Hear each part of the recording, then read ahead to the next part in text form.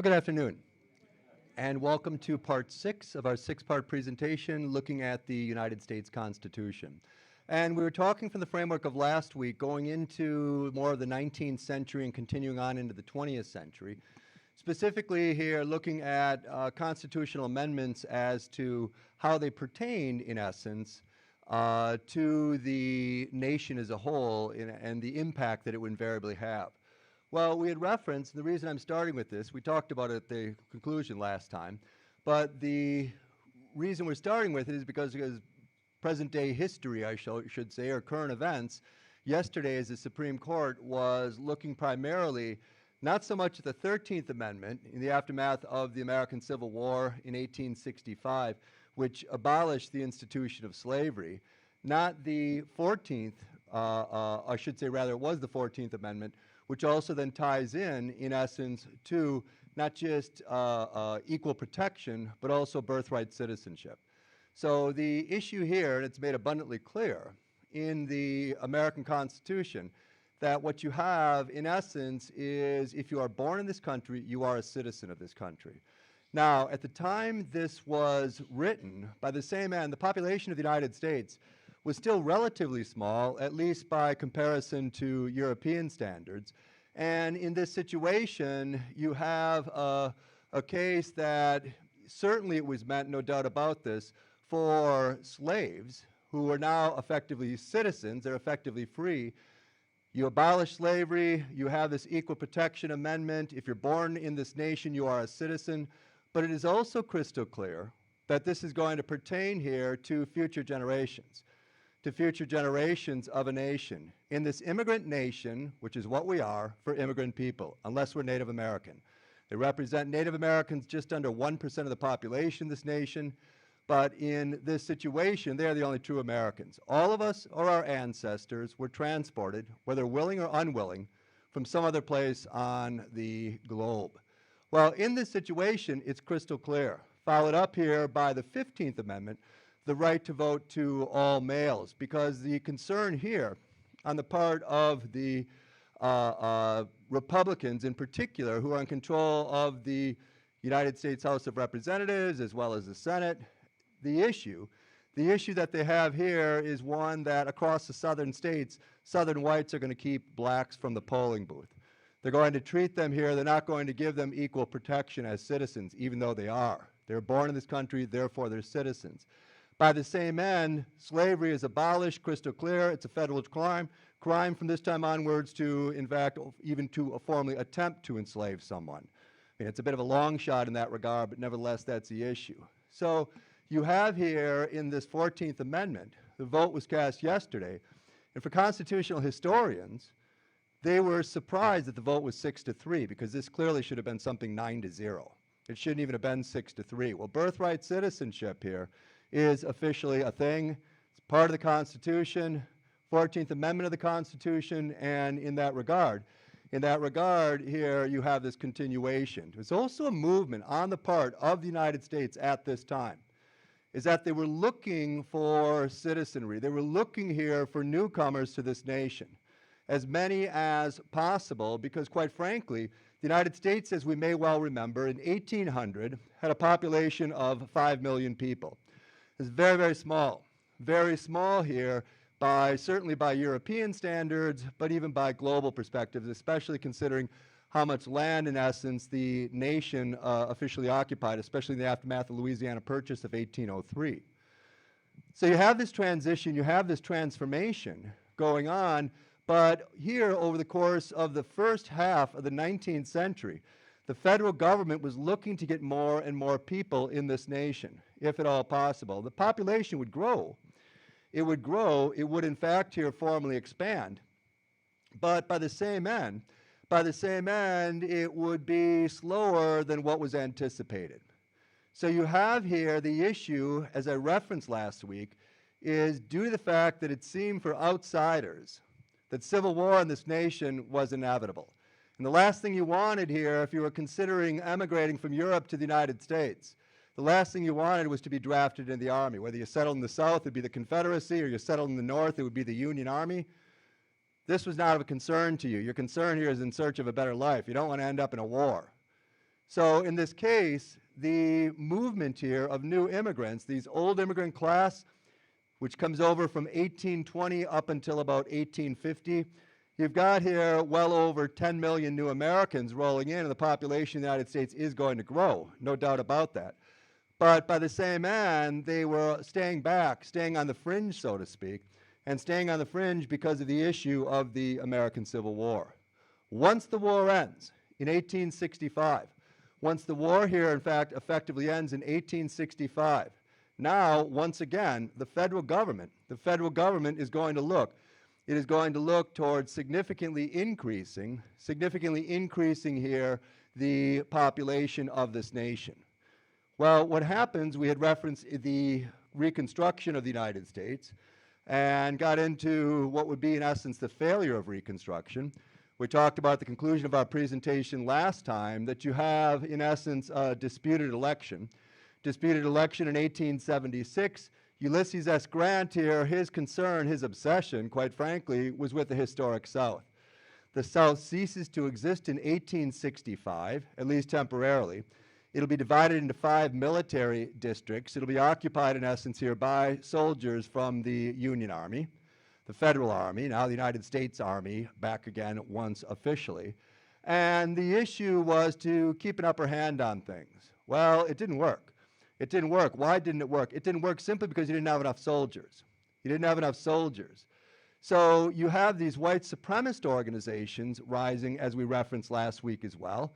And here, the Ku Klux Klan was the largest of them all, this Confederate fraternal organization with its origins in the state of Tennessee in 1863. Well, in 1865, now that the war is in essence a lost cause, what will happen is the Klan is going to receive here this secret army, so to speak. It is going to receive more and more recruits, and they're going to go off and they're going to terrorize blacks across the historic South, keeping them from the polling booths, keeping them from voting, keeping them, I should say, from holding legislative office, even if they had been elected, et cetera, et cetera. Well, the violence here is going to reach greater and greater levels of proportion. So with the Ku Klux Klan Act, in 1871, Ulysses S. Grant is going to send in federal troops. Well, what happens here is he's believing firmly that these troops have to be kept in the South until well into the 20th century, well into the early 20th century at the latest. And here, as he has served 2 terms in office, he'll follow, in essence, this agreement, so to speak. You serve 2 terms. At this time, it's not a constitutional amendment, not as of yet. He's going to retire off to Galena, Illinois. And in 1876, in November here, you have the election for the new president. Tilden wins, of course, the popular vote. Rutherford B. Hayes wins the electoral vote by 1 vote. And you have, because of this electoral college, you have a constitutional crisis. If you go by the person who wins the most votes, well, Samuel Tilden won the election by more than 200,000. But remember, the founding fathers here in Philadelphia in 1787 didn't have a lot of confidence with the average person being able to choose the right individual. Therefore, you put in the insurance policy, the electoral college. Well, in this case, you have a constitutional crisis. A constitutional crisis. And the Tilden camp is going to fight this and fight this and fight this because they had the most popular votes, no doubt about it. By the same end, the Democrats had been out of office for a long time. As far as this New York politician was concerned, it was about time for the Democrats to return to the Oval Office. And from Hayes' standpoint, the Hayes camp's attitude was we won the election because we won by 1 electoral vote. It doesn't mean if we won by 100, if we won by 50, we won by 1, we won. Well, what to do? The Compromise of 1877. And in this case, you avoid a constitutional crisis.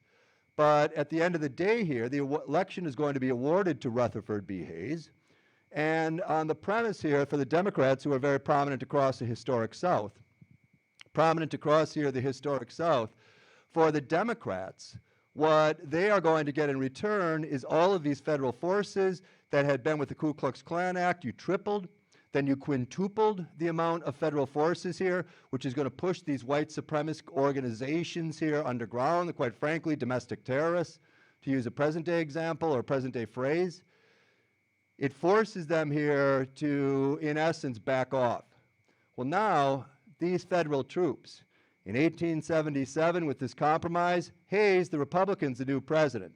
But the Democrats are also going to have, as part of this compromise, they're the prominent political party of the South, all these federal troops are going to be removed. And when all is said and done, what we end up with here is a situation that you have, in fact, the civil rights movement, which will have its origins really in 1944, 1945 at its embryonic stage, will come to the surface in the 20th century. Because these dreams, these hopes, these visions, no longer here will black Americans be enslaved. No longer will they be viewed as property. They'll be viewed as human beings. Step up, no doubt about that, quite frankly, long overdue. But by the same end here, they are going to be second-class citizens. They're no longer going to be slaves. They're going to be sharecroppers in the vast majority of cases.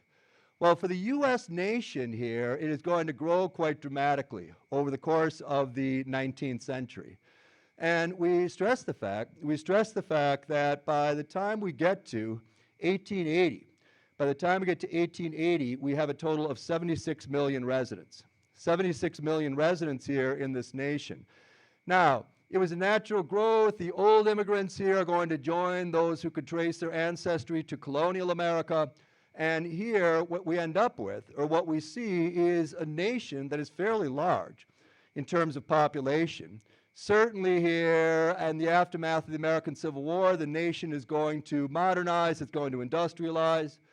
This will be true not just in the continuation process of the Northeast and the Midwest, it is also going to be true across the Mississippi, California, which was already long on the road to modernization, to industrialization prior to the American Civil War.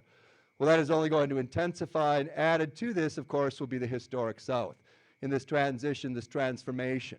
So you have here the nation gradually, slowly but surely here moving forward, and it becomes here, in essence, a very, very attractive place indeed. The sectarian crisis, the wounds are going to continue here between North and South for generations to follow. The sectarian crisis of the nation has come to an end. The Union is in essence preserved, and you will have now this massive influx of these new immigrants who are going to arrive in this nation between the years of 1881 to 1921. For black Americans, particularly following here the failure of Reconstruction, as far as many of them are concerned, living under Jim Crow, treated as complete and total second-class citizens, as far as black Americans are concerned here, they're going to pack their bags and start moving northwards. They're going to go west, they're going to go north and northeast, into Midwest, into cities here, across the historic areas, out of the region of the South. Why? Simple, because there's hope, there's opportunities. There's not such a level of institutionalized racism, though quite frankly, racism is also alive and well, I can guarantee you that much, in the northern states, in the Northeast, the Midwest, as well as the western states. But as far as countless black Americans are concerned, as far as black people are concerned here, there's really nowhere to go but up. You've got to find here a light at the end of the tunnel, so to speak. And so you have this transition, this transformation going on in the nation as well here as the late 19th, early 20th century formally progresses. Well, the problem in a story here of this immigrant nation for immigrant people that is told over and over again is over and over again here as you bring these countless masses. You have the story with the Statue of Liberty and her representation of what she means symbolically for this nation. And here, in this case, you have a pecking order that was in existence going all the way back to the time in the early 19th century of the old immigrants, as they eventually become known as, being looked down upon, being viewed here as second-class standing by the colonial Americans. The colonial Americans. If you came over on that boat, or your ancestors did, earlier than any newcomers, well, you were a step up in the so-called totem pole. And in this situation, what you'll see is this nation that's dominated by white Anglo-Saxon Protestants. The term WASP is oftentimes used. A Protestant nation for Protestant people. And you have, in essence, now suddenly this transition, this transformation with these new immigrants The colonial Americans came overwhelmingly from the British Isles. They came from the British Isles, from historic Scotland, England especially, but also Wales and Ireland. But for the Irish who came, the Irish here who came to the United States as part of the old immigrant movement, overwhelmingly they were Protestant. Overwhelmingly here they were Protestant. Well, now what we're going to see is we're going to see with this new immigrant movement as the federal government is literally throwing the doors open and looking for newcomers to this nation, you'll see this mass migration, this mass transition, transformation across the board with these new immigrants. And the impact would in fact formally prove to be profound. The population of the United States, population here of the United States in 1880 was 76 million. By the time we get to 1920, time we get here to 1920, it will be 109 million.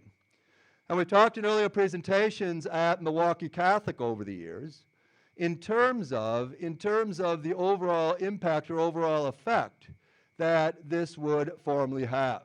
Because no longer with the colonial Americans coming from the British Isles, the old immigrants here, they're also coming from the British Isles, but also from parts of Western Europe. It's a very Eurocentric nation here as the 19th century progresses.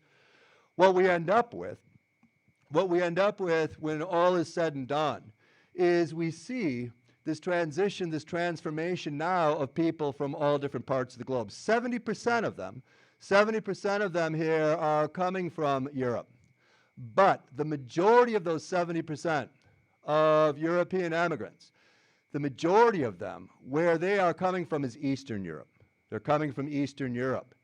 And by the same end, as far as mainstream American society is concerned, nativist American society was concerned here, these people cannot be true Americans. And it's not just here these residents who are coming from Eastern Europe. Eastern Europe was viewed as being about 100 years behind the times to Western Europe. I would say, in fairness, that's fairly accurate.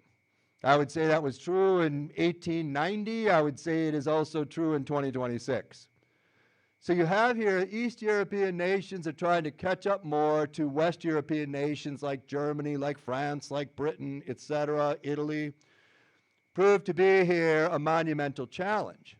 But now 70% of these newcomers from 1881 to 1921 here in this time where they're coming from is Eastern Europe, and you have here a sizable minority of West European Americans arriving as well, or West Europeans here arriving in this nation of the United States. But the problem here, fundamentally, is these East Europeans and especially these massive amounts of Catholics. And you had a population in 1880, a Roman Catholic population of just over 3%. Back in colonial times, if you were Catholic, you lived in the state of Maryland. That was your place. You were not to live outside of Maryland. Well, here, a very small fragment of the population, now suddenly, holy mackerel, you're having millions of Catholics pouring in, and they're coming. And they're coming not just from Europe, they are also here pouring in from Mexico. They are pouring in from Canada, the Philippines. Those are the other three big places here that they're in fact going to effectively arrive. So you have this population that is really rolling in, and they're settling here in large numbers, settling in American cities. In 1910, the city of Milwaukee, which in the present day is the 38th largest city in the United States, 1910 it was the 9th largest city in the U.S. Oftentimes referred to here as German Athens, as you had one German socialist mayor here in this city after another. There's a book that came out in the 1980s called Socialism in America. Literally, I would say almost 70% of the entire book is dedicated to Milwaukee. Well, it's this immigrant city that, holy mackerel, is going to take off to the high heavens. Always overshadowed here by Chicago going back to the mid-19th century. It is going to grow and grow significantly with this new immigrant population. Remember, by 1920, 70% of the population of the city of Milwaukee was born outside of this country. Oh, dear God, that's a lot. Well, in this situation, the issue here is their Catholicism. They are these newcomers, overwhelmingly, they are dominated in the vast majority of cases, whether they're coming from Mexico or they're coming here from Europe, as Catholics. These Catholics can never be good Americans. They're the rock bottom of the barrel. They're lazy, they're stupid, they reproduce like rabbits, especially the Irish. And in this situation here, their loyalty is to the Pope in Rome. They do not understand the foundations of liberty and freedom.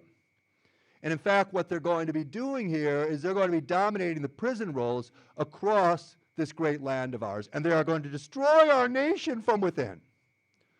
Well, the Irish here are portrayed in the media, in countless cartoons. The Irish male is portrayed as this gorilla-like figure and a subhuman being, Paddy. Got to call out the Paddy wagon for drunken Paddy yet again. He's brawling, he's in jail, so on and so forth. The female, of course, Nora or Bridget, she was placed in a very, very similar league. Not as disgusting as Paddy by any means, but she was really slow, really not bright, let's just say. And in this situation, for the Irish, because they're the first major Catholic group, they are going to, in essence here, experience the heart and soul of the discrimination. But as opposed to taking this, because they had been used and abused by the British for centuries, they knew all what it was like to be treated as second class, being Catholics, because the British here, in the aftermath of the Protestant Reformation and Henry VIII and all that, the English Reformation, would see the Irish in even more of a second-class standing. So they had been routinely discriminated against. They knew it, they got it, no doubt about that whatsoever. But when they arrived in this nation, the attitude is one of, we expect more from the Americans, from this government. And you had St. Patrick's Day, which was always here a holy day of obligation, back in Dublin, wasn't a day of revelry or partying. In 1854 in New York City, all that's going to change. It's going to change. And the Irish here, who are viewed as being loud and obnoxious brawlers, etc., are going to flaunt their Irish identity every March 17th, the wearing of the green. Parties and singing, etc., sticking it in essence in the faces of mainstream American society who will not accept them because they are different. What happens? What happens here is it pushes up as other Catholic groups come in. The Germans are the second major Catholic group. They push the Irish up the social ladder. The Irish go here from being shanty Irish to being lace curtain Irish. The German Catholics are followed up here by the Italian Catholics. The Italian Catholics are going to push the German Catholics up, followed then by finally the Polish Catholics, who are going to enter in rock bottom in terms of the Catholic world, but they're going to push up the other groups as well up the social ladder. You've got this pecking order even in this bit of a microcosm in the Catholic framework of things. And you would think, for the Irish Catholics, for God's sakes, they would know what it was like. Perhaps if not if they're first generation, but if they were second generation, they hear the stories of what their parents or their grandparents went through in this nation, that they would be a bit more open-minded. They weren't, unfortunately. Unfortunately, it's human nature. What happens here with the Irish by the early 20th century is they became prominent here as politicians, especially in civil service positions, and as well, fire department, you have the stereotype of the Irish cop, the stereotype of the Irish fireman. It's dead on accurate, no doubt about that. What happens here is a situation that the Irish, as far as they're concerned, what you would want is for your son to be a priest. My son, the priest. He needs to enter the holy orders. My daughter, the convent is where she belongs. If that doesn't happen, that's okay. You're going to marry another Irish Catholic here in the United States, that's for sure. And if you don't marry an Irish American, good Catholic, by the way, this thought when I was little, good and Catholic went hand in hand.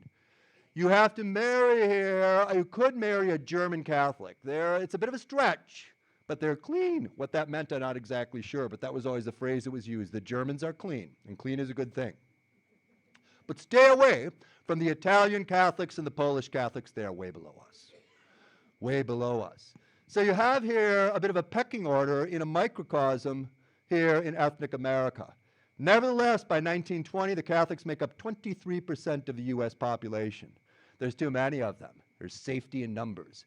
safety in numbers here, and as far as they're concerned, by God, they are going to fit into this nation just like anybody else who came to this nation is going to. They deserve to be here, they shall be here, and they prospered tremendously. By the same token, Jews who are coming overwhelmingly from Eastern Europe, less than 0.1% of the population in 1880. By the time we get to 1920, 3% of the population of this nation was Jewish. The single largest Jewish population in the world resided in the United States. That was true by 1920. It is also true in the present day. Present-day Jews make up about 2.6% of the population of this nation, but still it's the single largest population. So you have here a case, a transition, a transformation, the search here for these others, so to speak, trying in essence to fit in, trying in essence to embrace this American dream. And in this case, the road ahead would be difficult for the vast majority of these newcomers in this nation. To be perfectly honest, you would have been better off if you had stayed in your own respective nation, as opposed to coming to the United States. Because for first-generation Americans, it was brutally difficult. This is where the discrimination would reach you to the high heavens. Trying to find a job, trying to hold on to a job, this became an enormous challenge. Here's the streets of Milwaukee, a photograph here from the early 1890s, crossing the Milwaukee River. Well, for these new immigrants here, they're going to represent this manufacturing boom. And it's a good time. You never have a crystal ball to see here in this journey of life in terms of timing being everything or things working out ultimately, as the saying goes.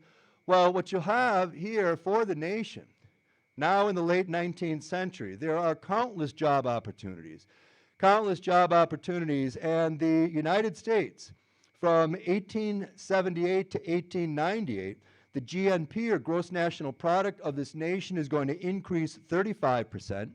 Manufacturing in this 20-year time period is going to skyrocket 180%. Agricultural production will increase 26%. And the boom, so to speak, here in the late 19th century America, the boom was caused here by railroad construction primarily. You could always find work on the railroad. Always. It was horrific. It was awful. It was brutally difficult, no doubt about that. But you could also always here, in fact, find work on the railway. Well, second of all, technology. With the onset of the Industrial Revolution in the late 1700s in Britain, it's going to transition, it's going to transform not only Britain but also France, the nation of Germany as well, followed by Japan and the United States. Well, industrial America really starts taking off here in the late 19th century. With better trains, you have the introduction of steel mills. Telephones will be introduced here in the 1870s, along with the electric light, typewriters, skyscrapers here. Because of the introduction in steel, they will become all the more prominent in the 1880s, along with generators, refrigerators, internal combustion engines. And you have, in essence, a nation that the rich in this capitalist state are also going to get a lot richer. John D. Rockefeller in oil, Andrew Carnegie in the steel industry, J.P. Morgan in banking. But you see, with this massive introduction of people power in this nation, what happens is the United States is now really going to be able to take off to an astronomical proportion. And there was, and there is, in the present day, a very subtle subtlety about the United States to blend in, to assimilate.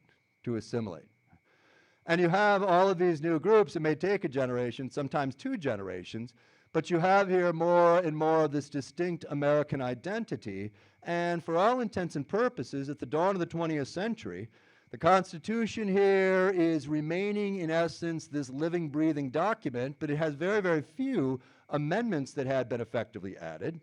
And what takes place is the United States, as this manufacturing power at the start of the new immigration movement in 1881. The United States, in terms of overall manufacturing from a global perspective and industrial output, It stood in the number 4 position behind Britain, France, and Germany. By the time we get to 1910 in manufacturing, the United States has here outproduced. It has outproduced here Germany, which is now in the 2nd spot, followed by France in the number 3 spot, and then Britain in the 4th spot. But what the Americans are doing by 1910 is they're outproducing here these nations combined at a rate of 2 to 1.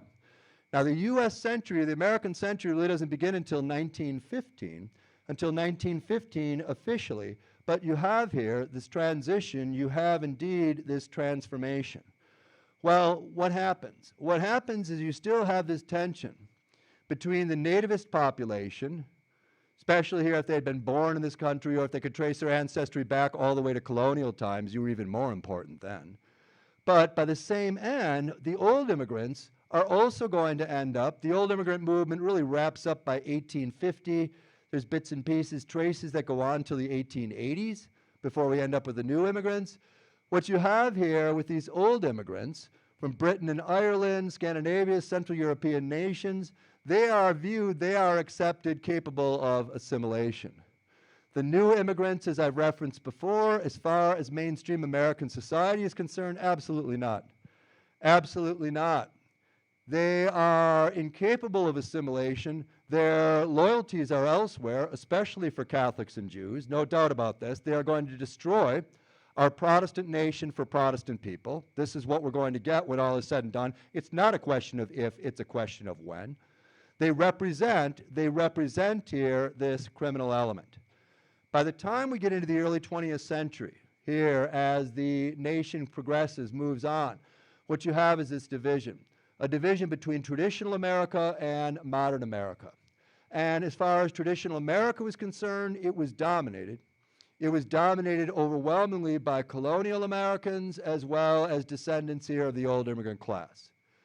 Traditional America would argue that the Bible is the absolute truth. All you need in this journey of life, the only thing you need is the Bible. It is the perfect roadmap here from cradle to grave. By the same end, traditional America would argue in this nation that women and minorities are not equal. They are not equal to white men. It's a man's world through and through. That's the way God intended, so that's the way it is, plain and simple. Third, what they saw with these new immigrants, the biggest problem. The biggest problem here that they saw was the consumption of alcohol. And when you have here a situation as a newcomer to this nation in the late 19th century, early 20th century, and you can see the economy allegedly is doing well. Oh yes, you have resets, you have recessions, no problems, no doubt about that. That's inevitable in a capitalist society. Nothing too overly severe. It's kind of like a swinging back and forth of the pendulum. But by the same end, you can't find work in many cases. In many cases, many of the first generation Americans would turn to alcohol. In some cases to drugs as well. Morphine was a major drug of habit here in the late 19th century. Well, in this case here, it's breaking up families. It's leading to an increase of crime. Remember, I was using as our example Irish Americans. In the 1890s, in fairness to mainstream American society, Irish Catholic males dominated the prison rolls. They did. And so Paddy and company were viewed here as incapable of assimilation, and they're thugs, they're criminals, they're hopeless across the board. Well, there was some evidence to that as well. I mean, it wasn't all just in terms of ignorance and bigotry by any means. You could point to the prison rolls. If we get rid of alcohol, this movement of prohibition, if we get rid of it, the dries, as they were also referred to as well, coming forth from traditional America, we can solve literally 80% of the social ills in this nation. The breakup of families, the high crime rate because we have an increasing crime population. And who's responsible for that? It's all the new immigrants. It's all the new immigrants. They can't fit in. We've been saying this here for years. And we've got to get to the root of the matter. And we've got to, in essence here, with God as our guide, follow through and outlaw the buying and selling of alcoholic beverages. It has become here this tremendous social evil. Well, for modern America, which the majority of modern Americans here were part of the new immigrant class in the early 20th century. Their attitude was as follows: the Bible's good, it's very good, it's excellent in terms of a roadmap for life. But by the same end, science here in the scientific revolution has made all sorts of changes, all sorts of transitions, transformations that also should be here formally or effectively embraced. The Bible is good, but science matters too. We have, for example, life expectancy in 1880 of your average American was 48 years. By the time you get to 1910, it had increased to 54 years, looking more to be like 56 years by the time we get to 1920. That was progress, and that was science, because the life expectancy had changed very, very little over the course of time. Women and minorities are equal to white men. Yes, indeed, going back to the Founding Fathers, going all the way back to the Constitutional Convention in 1787, Philadelphia, what you have here are these white borderline aristocrats in the vast majority of cases, here setting all this up. And that's the way pretty much it's been throughout the entire 19th century as well. But minorities here, as well as women, they are on the same footing. This is absurd to claim the lesser sex, or to claim that someone, because of the color of their skin, is secondary, is not up to speed with white Anglo-Saxon Protestant America. Third, as far as modern America is concerned, alcohol, you're overstating the case. Overstating here the case. And prohibition, the outlawing, buying of selling of alcohol is not going to help matters. It won't help matters by any stretch of the imagination. Well, what you have here is, for the traditional American movement, it's prohibition. It's prohibition.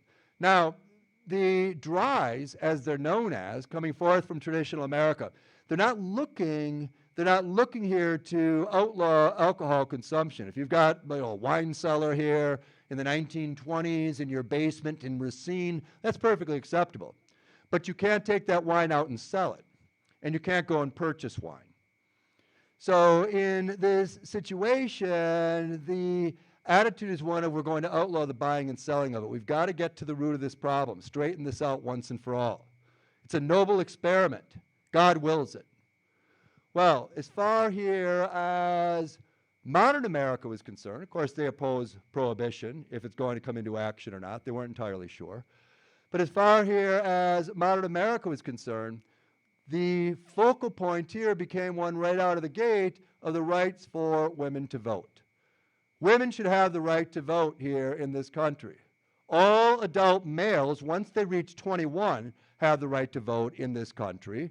They're arguing here in the early 20th century. So too should be the case with women. Well, what the American suffragettes are looking at and watching and monitoring very closely is across the Atlantic Ocean, the island nation of Britain. Because you have here in Britain, the suffragette movement is also alive and well. And women were second-class citizens in this country. They're second-class citizens as well in Britain, virtually from a global perspective. And in this situation here, British women coming forth from the 19th century, which was the British century after all, the 19th century, the British century. For women, what they are looking at here is they are looking for this demand for all women having the right to vote. All men have the right to vote, so why not women? Well, Emmeline Pankhurst here is going to set up the Women's Social and Political Union. She'll set up here the Women's Social and Political Union, and what they're going to do, what these British suffragettes are going to do, is they are going to demand votes for women. And it all starts on March 1st, 1912. And what these women are going to do on March 1st of 1912, they're going to go to the high-end shopping areas in all of London. Haymarket Street, Bond Street, etc. And at 1 p.m. in the afternoon, they're carrying here in their purses, inside their coats, etc., have them up their sleeves of their jackets. They are going to pull out hammers and axes, as well here as chisels, and just start smashing all of these storefront windows, acting in a way that is most unladylike, I'll have you know. Once they do all this damage, there's 120 of them around the city of London. They drop here these hammers, etc., And what they're going to do is they're going to wait to be arrested. Well, they know they're going to gain publicity because they've been told time and time again by the Liberal Party here in Britain, you just need to be patient. You just need here to formally be patient and everything will be okay. You'll eventually have this right to vote. Well, they've lost their patience. They've lost their patience here. And the net result is now they're going to be hauled off to jail. Well, they will pay a fine. They'll be released from prison, but they're not done. Here's Emmeline Pankhurst. What she's going to do, along with the other suffragettes, is they're going to start chaining themselves here to the gates of Buckingham Palace. They're going to start taking here rags, dipping them in gasoline, setting them on fire, and putting them in mailbox of the politicians on the floor of the House of Commons, demanding votes for women. They're going to take acid on the greens here of these golf courses where the politicians all go. They're going to carve it with acid on the putting greens, votes for women. Well, in this case, as far here as you can see, Emmeline Pankhurst, all 4 feet 10 inches of her, being carried off to prison. From their standpoint, they're still not making much progress, so now they're going to go on hunger strikes. They're going to go on hunger strikes. And in this situation, this is going to be highly publicized. Dear God, is this big of a deal? Shouldn't we take this step? And the American suffragettes are watching the same thing and monitoring it very, very closely, and they had been on board from the very start. Well, with these suffragettes here in these London jails and elsewhere throughout Britain, when they go on a hunger strike, now they're going to be force-fed. They're going to have tubes put down their throat. Their jaws will be broken in some cases. It's horrific. It's awful. And in this situation, in this case, it goes from bad to worse. Because Emily Davison, on June 4th, 1913, graduated from Oxford University. It is the Derby Day, the King's Day to go out riding. And what she's going to do, you can even see this on YouTube, she is going to go here and commit the ultimate sacrifice. You can see on film from this day, she's climbing up on the rail. It's like a huge Kentucky Derby track. And as the king's horse is coming in, she throws herself in front of the horse, and she's trampled to death. Now you have, in essence here, a martyr for the cause. A martyr for the cause. Well, in this situation, the American suffragette movement had its origins all the way back in Seneca Falls in 1848. And the same demands of vote for women. Why not? Think about it. Why shouldn't women be viewed as an equal class or on equal footing to males? And here, as time marches on, in the United States, NAUSA is going to be formally established. And in this case, 1890, Susan B. Anthony and Elizabeth Cady Stanton are going to be here at the forefront demanding votes for women. This is long overdue. We have all these newcomers coming in here. They're all going to be citizens. All the males can vote. We can't. We can trace our ancestry back generations, in some cases to colonial America. It's long overdue. Well, the Supreme Court was unsympathetic. Unsympathetic. No, it's not going to happen. There are no modern nations where women have the right to vote, and we're not going to be the first. We are not going to be the first. Traditional America is bitterly opposed to these troublemakers. Who do these women think they are, etc.? Well, the states, especially in the western part of the United States, were more sympathetic. And women in this nation could vote. They could vote in Wyoming in 1869 as well as Utah, given the right to vote in 1870. So it could be done by a state-by-state basis. But what they recognized here and what was needed was in fact this constitutional amendment, a constitutional amendment. Well, from the standpoint here of compromise, or so it would seem, we're going to have constitutional amendments added. Now remember, we've only had 27, going all the way back, and 10 of those are the Bill of Rights, 1791, officially. That James Madison, remember, did not want to add. Politically, he had to, so he adds them. He adds them to get everybody on board effectively in 1791. Well, what you see is a situation unfolding here. What in fact is going to formally unfold is in this case now it is moving on that the nation is looking to pass a constitutional amendment, first and foremost, for traditional American society. And here, traditional American society will have their victory. the passing of the 18th Amendment. The 18th Amendment here to the Constitution is going to introduce prohibition. The impact that that has on the city of Milwaukee, holy mackerel, I'd go so far as to argue Milwaukee almost never recovered from it. The 9th largest city in 1910. German Athens, the most German place in the world outside of Germany in 1910. In 1920, it remains the most German place outside of Germany in 2026. And you have here all these breweries, Pabst and Miller and Schlitz. The list is endless. Shut it up. That's it. Countless scores of jobs here are lost. And in this situation, the belief was that this is going to help matters. So you have a victory here. You have a victory with the 18th Amendment for traditional America with the onset of Prohibition, the noble experiment, as it would be known as. The problem here is that Americans are still going to be drinking beer. Maybe not beer so much, but wine, whiskey. And you will have, especially from Canada, the smuggling process. There's big money to be made here. Woo! Across the Great Lakes. And you have for every 245 so-called bootleggers, you have one federal agent. And good luck with that in terms of stopping it. So you have here, it's all going to go underground. You've got speakeasies in different parts of the United States by the hundreds, by the thousands. The police are going to be paid off as well on the side to, basically not bust anybody, so on and so forth. Passwords that you would say here at the door to get in to these nightclubs, etc. And perhaps most significant of all, organized crime is going to skyrocket, the mafias. And who is making up part of the mafia? I'll tell you straight out. Straight out, it is all, almost without exception, members of first-generation American society. Yeah. New immigrants. You've got the Italian mafia, the Irish mafia, and the Jewish mafia. And in this case, I think a prerequisite to be in the mafia at this time is you had to have the name Bugsy. You don't see too many kids being named Bugsy anymore. Probably because of that, no doubt. Bugsy Siegel, Bugsy Moran.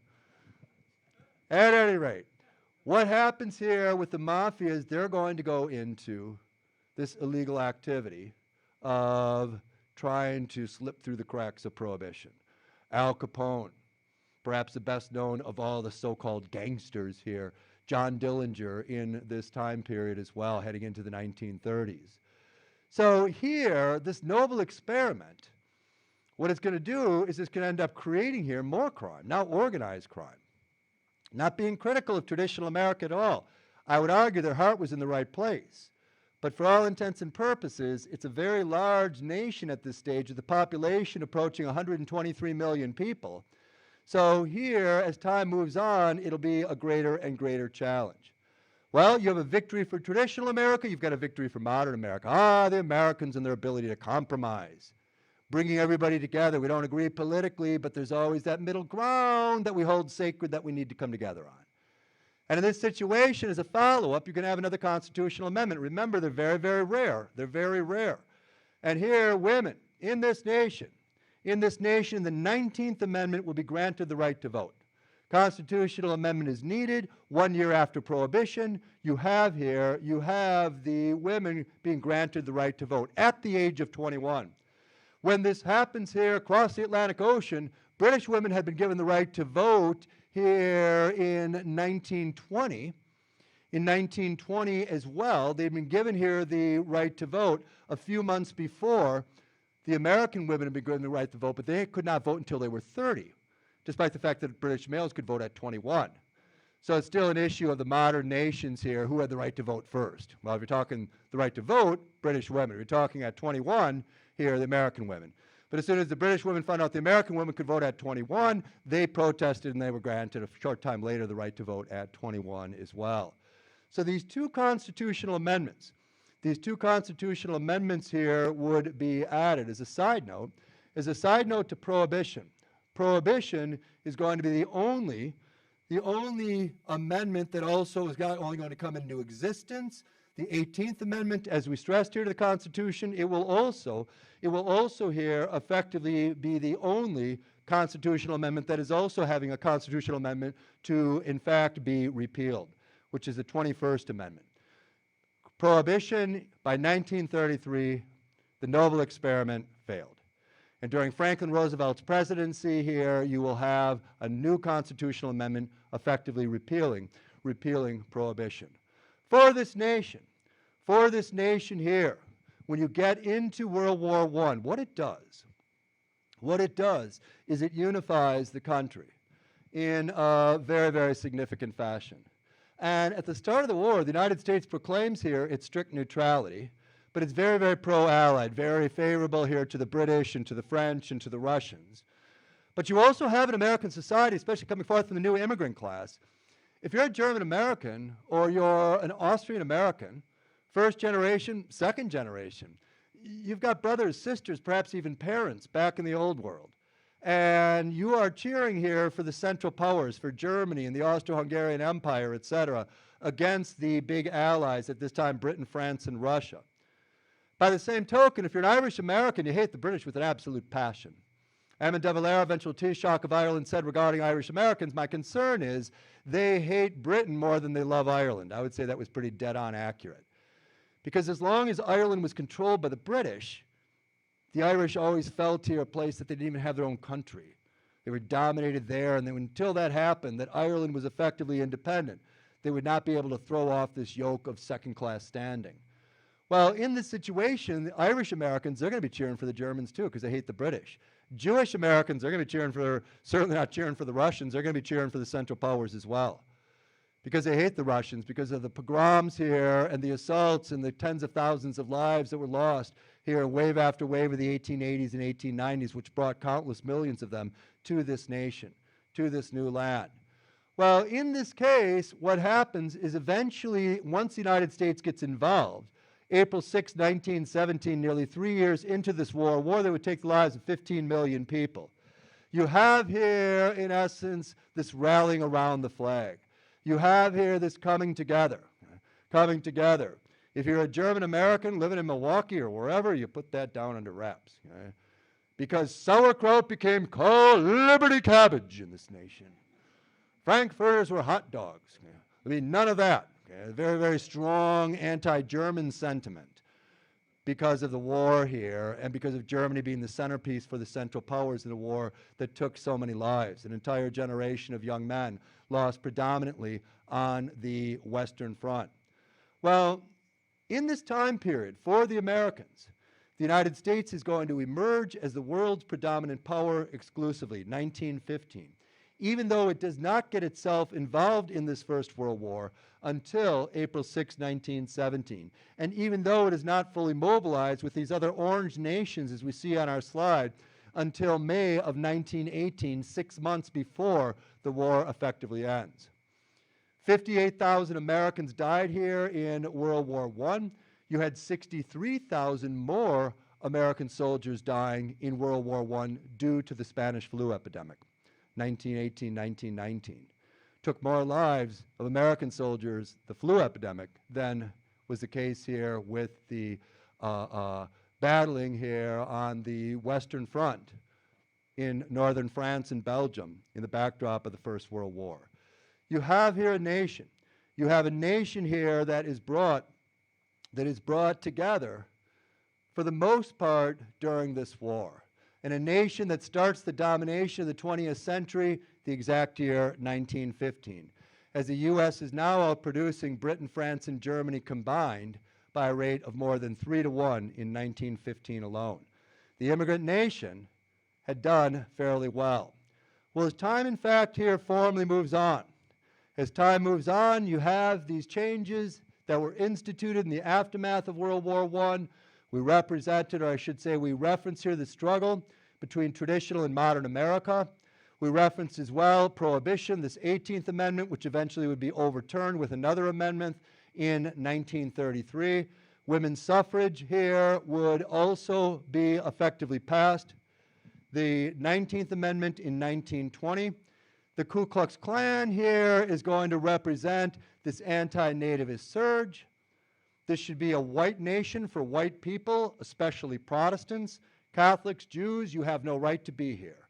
You can never be good citizens. You're practicing these weird religions. Not true Christianity, you Catholics, that's for sure. That was the attitude on the part of mainstream Protestant America.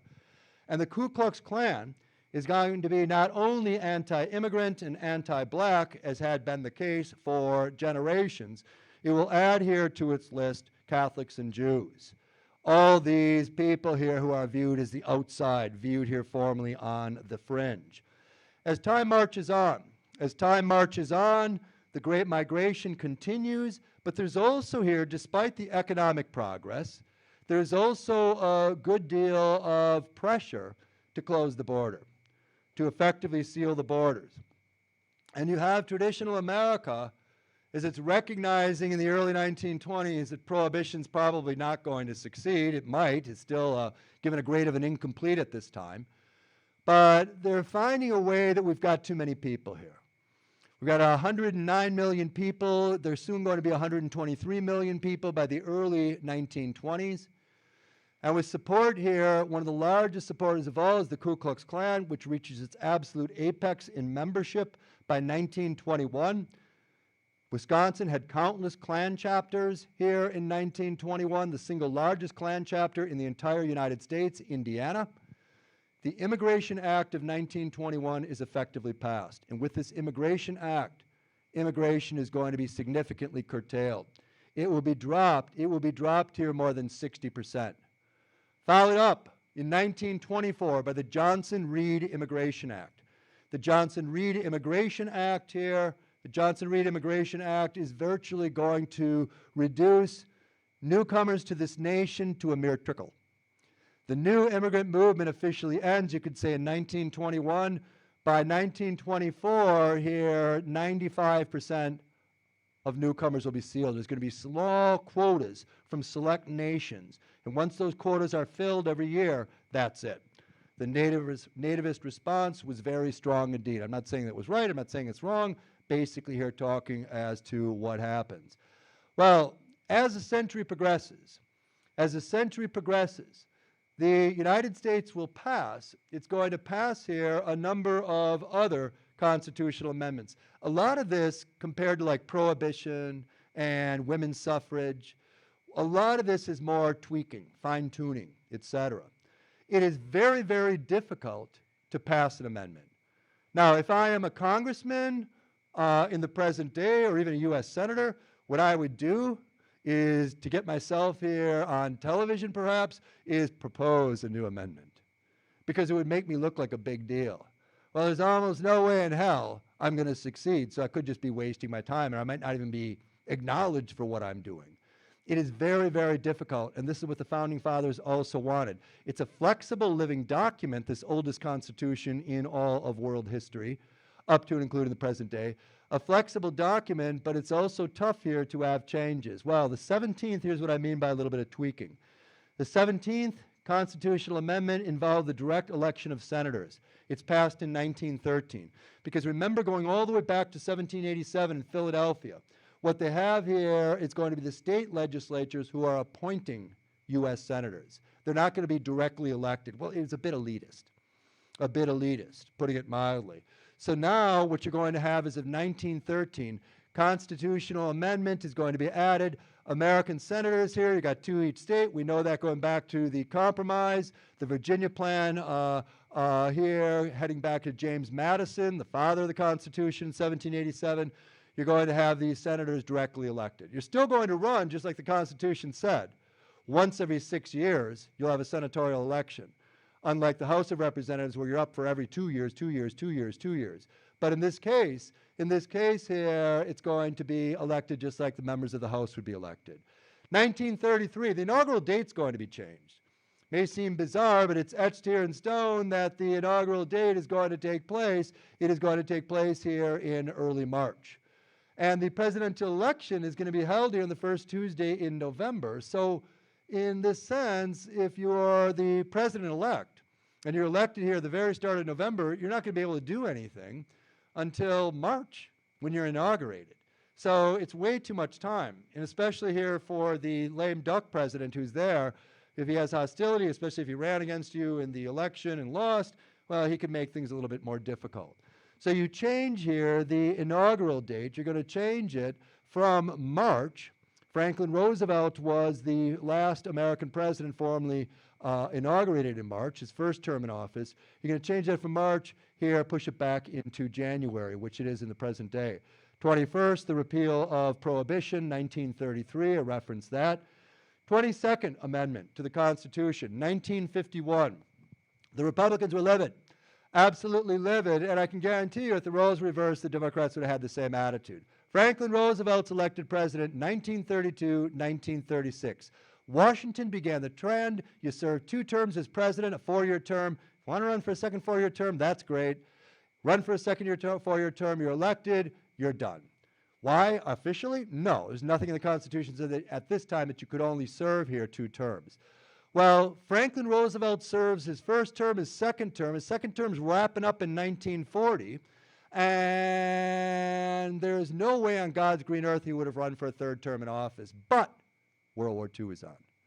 World War II is on. He was quite frankly unpopular. Unpopular not just with Republicans. He'd always been unpopular with the opposition party. But unpopular with his own Democratic Party. They saw him as somebody who was abusing his power. Well, with World War II being on, Roosevelt decides to run for this unprecedented 3rd term in office. He defeats Wendell Willkie in 1940. He then decides in 1944, because the war still isn't over, to run for an unprecedented 4th term. He's elected as well. When he dies in office, Harry Truman succeeds him in April of 1945, and Harry Truman's going to win in 48, and dear God, the Democrats are just sitting around here in the White House for generation after generation. The Republicans are going to put an end to that. And in 1951, they're going to say to it here that you have presidential term limits. You can, as a president, the Republicans want to make it abundantly clear, crystal clear, only serve 2 terms as president. That's it. That's it. Now, if you want to abolish that, which is still on the records, of course, here, the 22nd Amendment, if you want to abolish that, that's fine. You need another constitutional amendment, just like you did for Prohibition. But term limits here will be instituted. It's not good, whether a Republican or Democrat, to be there more than 2 terms in office. What you may see in the future is a constitutional amendment proposed for the executive branch, the chief executive, the president, to serve 1 term only. 1 6-year term, that's it. Because the problem here is that when you're elected to a 4-year term, it doesn't make a damn bit of difference if you're a Democrat or Republican. What you're doing is you're running to get reelected. To get reelected, and especially that first term in office. You don't want to be a 1-termer. So in this situation here, it's probably easier. You get 1 6-year term, just like a senator would. Senators can be reelected, presidents can't. In this situation, that could be a potential amendment. It's been proposed a couple of times. It really hasn't caught on, and I'm not sure if it's going to, but it would make a good deal of sense, logically. 1964, the poll tax was abolished. 24th Amendment, what was the poll tax? The poll tax here was effectively used on people who were poor, people here who were also minorities in this nation, who were going to have to pay taxes to actually vote. And if they didn't pay here a set amount, they weren't paying enough in taxes, I should say, they couldn't vote. Well, that's against the law. It's against the law. You have the right to vote. So to make this abundantly clear, these poll taxes that were used especially here in the South were abolished, 1964, during the presidency of Lyndon Baines Johnson. It also opens the door simultaneously for the Civil Rights Act of 1964, July of that year, which is considered by historians to be the single most important piece of legislation ever passed in all of U.S. history, making us more of a democracy than this nation had ever been before. 1967, presidential succession, an amendment added then in terms of the technicalities of what happens here if a president resigns or a president is ill or dies, etc. Or you have the same thing happen with the vice president. What's the steps here across the board, just to make it clear. Again, more of a little bit of housekeeping than anything else. 1971, 26th Amendment. Voting age is lowered here to 18. It had been 21 for centuries, literally. Now it will be dropped. Now it will be formally dropped to 18 as you legally become an adult at that age as well. And finally, the 27th Amendment. 27th Amendment, congressional pay limits. Again, this is just the most recent amendment, 1992. You have here with this 27th and final amendment of congressional pay limits, what it does is basically, it's not all that exciting. What members of the House could do is they could vote here on their own raises. Woohoo! Anybody in favor of a raise? Yeah, perfect, awesome. And they could do it pretty much at any time. And well, we're just keeping up with, in terms of the standard of living, et cetera. We've got commuting costs back to South Dakota, so on and so forth. This is what we need to survive. I could stay with my present job back in South Dakota, make a lot more money than I am as a member of the House of Representatives, I'll tell you that much. Well, here you can do this, but it can only be done here after the election every 2 years. Okay? So you can't, in essence, just keep voting yourself pay raises. And it's smacked here of impropriety, understandably so. So that would be formally removed. I mean, for congressmen, they're not supposed to be taking gifts as well, et cetera. Things are made abundantly clear, so no conflict of interest. Makes a lot of sense across the board. You have had here in the Constitution, going all the way back to the Bill of Rights, a total of 11,740 amendments. 11,740 constitutional amendments. And of those, only 27 make it through. And technically, since 1791, if my math skills are correct, only 17 have made it through. So it's very, very, very difficult, and that's probably a good thing. It's probably here a good thing. And you can see with a lot of these changes, some of them were monumental, no doubt, especially after the American Civil War.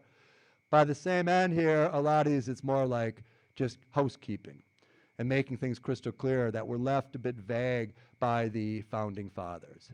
For all intents and purposes now, as a nation, is celebrating its 250th birthday here, effectively July 4th. What you have is you have this extraordinary document, which I had talked about here. It's far from perfect. James Madison knew it was far from perfect. All those who were signing here the original document, 55 were present when things wrapped up officially in Philadelphia in the summer, or I should say September of 1787. They knew it was far from perfect. But by the same end here, changes could be made, amendments could be made effectively. And you need to have 2/3 of the support for this to, in fact, effectively take place. The situation here is, for all intents and purposes, it's a pretty impressive document. And as Gerald Early had said at the very start, the United States, when historians look here at this great land of ours 1,000 years from now, they're going to recognize the three big contributions on the part of the United States as a whole. One of them was the United States Constitution. The other two, of course, jazz music and baseball. Thank you so very much. Thank you. Any questions at all before we formally wrap up? Yes, ma'am. Oh, there's a whole, in fact, I've got to look up to see exactly what the 23rd is. A number of those I skipped over because we didn't do, because some of them are, let's see here. Oh, 23rd Amendment, 1961, Washington, D.C. The residents there could take part in presidential voting. Again, a little bit more housekeeping, in essence, because Washington, D.C., we have 50 states, of course, in this nation. Washington, D.C. is always clamoring to become a state. And it's more of an exercise in futility. But that's what they're looking for, because it's a case of they don't really have any representation on a federal level because of that. When this was a step forward in that, to not necessarily in terms of making it a state by any stretch, but to at least allow them to participate in presidential elections. Any other questions? Yes, sir. When you spoke about first the Germans and then the Irish and the Italians and the other groups, Mm-hmm. one thing they all had in common was they were all white. Yep. And no matter where you are Yep. in the ladder in the white ladder, Yep. you were always, and this was as true in the North as it was in the South, Yep. you were always higher up than even the richest, the brightest Yep. black person. I agree 100%, and that's a huge aspect of it because, like, for example, I was talking about the whole Catholic issue, or Jewish issue for that matter. But the fact is, I mean, I could be standing up before you, for all you know, Tim Crain could be a closet Protestant. You don't know. Because I'm telling you, I'm a good Catholic boy, but maybe I just, talk the Catholic talk. At any rate, you don't know. You don't know. But if you saw me here as a person of color, it'd be a different story. Not in terms of my religion, but as to where I belong from a standpoint of a historical framework. And therein rests the danger. And therein rests the problems and the challenges, because it became easier, not just here patting the Irish on the back for being the first, the trailblazers, because we can criticize them just as easy as I was using them as an example, my own ethnic group, that they then look down upon the Poles and the Italians, which is so ludicrous and so ridiculously stupid and embarrassing, but they did it. But by the same end, the Poles, the Italians, as this gentleman said, and dead on accurate, could all fit in, could all blend in because they were white. And this is where you have some major challenges in the present, in the past, obviously. We have them in the present, we have them in the future as well. And it becomes easier. I mean, John Kennedy, for example, when he was on the campaign trail in 1960, his attitude was, okay, I had heard that this anti-Catholicism was going to be bad. I never expected this. Dear God, this is ridiculous. This is obscene. When he's standing before the Baptist bishops here in Houston and trying everything he can to not be sarcastic, if he's asking if he's going to be contacting the Pope on a daily basis, telling him what to do if he becomes president of the United States from the Oval Office. For Catholic Americans, it was insulting. But again, it's easier. It's easier. Symbolically, that's the final stage for assimilation, 1960, the Holy Grail for Catholics. But by the same end here, it was also very, very easy to fit in. Very easy to blend in, comparatively. So yeah, I would agree with your comment 190%. Any other comments? Oh, yes, sir. The suffragette movement, you lost me there. So Mhm. traditional movement, Anglo-Saxon in the United States, no, we're not going to let women vote. Mhm. So how in the world in England, Anglo-Saxon Protestant, does the women's suffragette movement get moving? It gets moving on the basis that Britain becomes a tremendously wealthy nation in the 19th century. And for many women, they still represented a small minority, about 6% of the population. But they were of the upper class, and they were also here, had degrees from Cambridge, from Oxford, et cetera, in many cases advanced degrees. Some of them were physicians, et cetera, and they did not have the right to vote.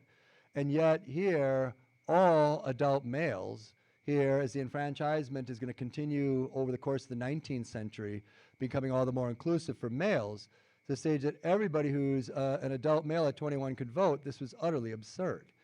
And they were viewed as too emotional to make the right decision. I've said it before, I'll say it again. In the college classroom, the 25 best students I've had, 22 of them were female. You could say, oh, Tim Crain. I say, oh, what? You say they're probably just better in history. No, they're better students. They're smarter. And you want your best and brightest in positions of authority. And so in this case, women decide enough's enough. And furthermore, they've been promised by William Gladstone and the Liberal Party here on the floor of the House of Parliament, in Commons, I should say, that we're going to get you. We're going to pass this Bill of Rights. I should say we're going to pass here the right for you all to vote. And it's just kind of like, oh, yes, we'll get to it. They'll go away. Eventually, the conservatives here under Benjamin Disraeli, they had no support for this whatsoever. Just be patient, it'll happen. Well, by the time we get to the early 20th century, it still hasn't happened. 1912, they're going to go and start breaking stuff up. That's not ladylike, but it gets the attention. It gets the attention here, smashing these storefront windows, going on hunger strikes, etc. They're not going to take this anymore. The American suffragettes do not have to go to that same extent, but they're monitoring closely what Emmeline Pankhurst here and the British suffragettes are in fact doing. And you want to, if you call yourself a democracy, you want to, I mean, France, for example, the nation of France does not allow women the right to vote until 1947. So I mean, it's a sense, if history teaches us anything, there's one race, the human race. The common bonds that we all share are far more significant than our divides, and I can die a happy little historian when that is, in fact, formally recognized and embraced. I'm not going to hold my breath, unfortunately. So it's a sense that it transitions, it translates over, and eventually you have a very, very progressive outlook here in the early 20th century in Britain, and finally, it happens, though not until 1920. Any other questions?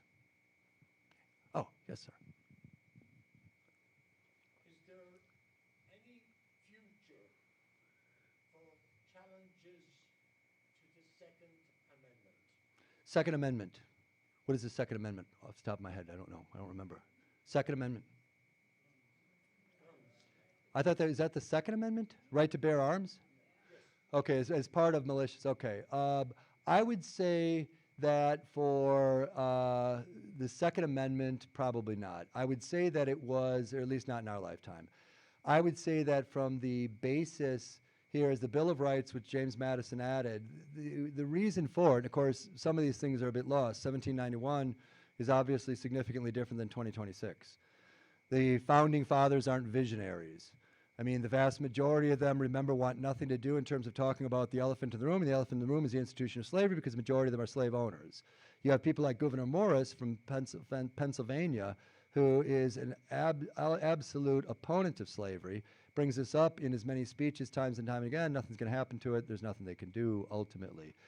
With the Bill of Rights, and you get into here the right to bear arms, the way it most likely was meant was for the smaller states who had already made it abundantly clear that they were not going to be ratifying this Constitution if they did not have in writing, and actually it started in Massachusetts, the right to bear arms. The right here to bear arms for their own militias, et cetera, keep their own militias, so on and so forth. And the reason being is that a lot of the states here, as we talked about, didn't trust. I mean, Rhode Island didn't even send any delegates. They didn't trust the situation. So in this case here, for the powers that be, you're going to add this to the Constitution. Yes, you have the right to bear arms. You don't want to give up these arms because what if this experiment here for this new nation doesn't work? And what if you're from the state of Connecticut, and Connecticut here is getting the short end of the stick? You're not going to want anything to do with this. South Carolina here is getting used and abused. You want out. Well, the federal government's big and bad, and in this situation, you have no choice. They're going to force you to stay in.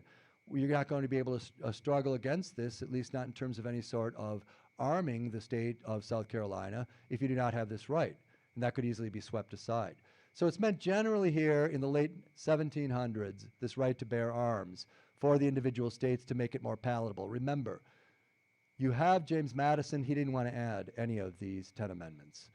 Trial by jury, a lot of it he thought was redundant or something that could be addressed later. He didn't want to add it. He had to do it because otherwise it wouldn't be ratified effectively. So he adds it. You have in this nation in the present day about 343 million people. You have here at least 400 million guns. Some estimates go as high as 500 million guns. There's at least 400 million guns. And in this situation here, the level of violence, of course, just continues. It's like mass shootings have become so common that it doesn't even faze me. When it just is like a case now, they're continual, like, oh, well, it's a situation for, thoughts and prayers. It's a terrible thing. And nothing's ever done. In fairness, and not walking right down the middle of the road, even if you have, okay, you could say outlaw AK-47s, et cetera, I get it, I understand. But even in this situation, it's so far gone. I mean, what are you going to do here? 400 million guns, minimum, in a nation of not even close to that. The vast majority of Americans own at least one gun. I don't own any guns. But it's a case here, how are you going to get, what can be done? What steps can be taken? I mean, you can obviously hear people going out with AK-47s, that should not be allowed. But you have, from a political perspective, it's a very, very polarizing issue. And then it's a right, it's crystal clear, because then you could have advocates, as I started off talking about here, with birthright citizenship, who would say, well, this wasn't the way it was meant back in 1865. Well, was it or wasn't it? This is what it states, and it states clearly, because remember I was saying the Supreme Court, 3 justices voted against, which is crystal clear regarding birthright citizenship as the 14th Amendment. So, with the right to bear arms, I don't know. I don't know. I mean, you have the vast majority of Americans support gun control, but nothing really ever happens of any great significance. So as to if there will be or won't be, tough to say. It's tough to say. But its original meaning versus the way then that it was interpreted, and I'm not saying 1791 is obviously different than the 21st century. So if you had a crystal ball and you could see, well, that's a different story. But going back to Madison and many of the delegates, they wanted to have this, not necessarily vague, but they wanted to keep it the way it was. They didn't want to add those Bill of Rights, and they wanted this to be as flexible as possible for future generations. They made it difficult to get amendments, but by the same end, it's also here, there's some challenges. Life is imperfect. The U.S. Constitution is imperfect as well. Thank you so very much. Have a wonderful summer. Take care. I look forward to seeing you again this fall. Thank you. Any other questions? Swing on up.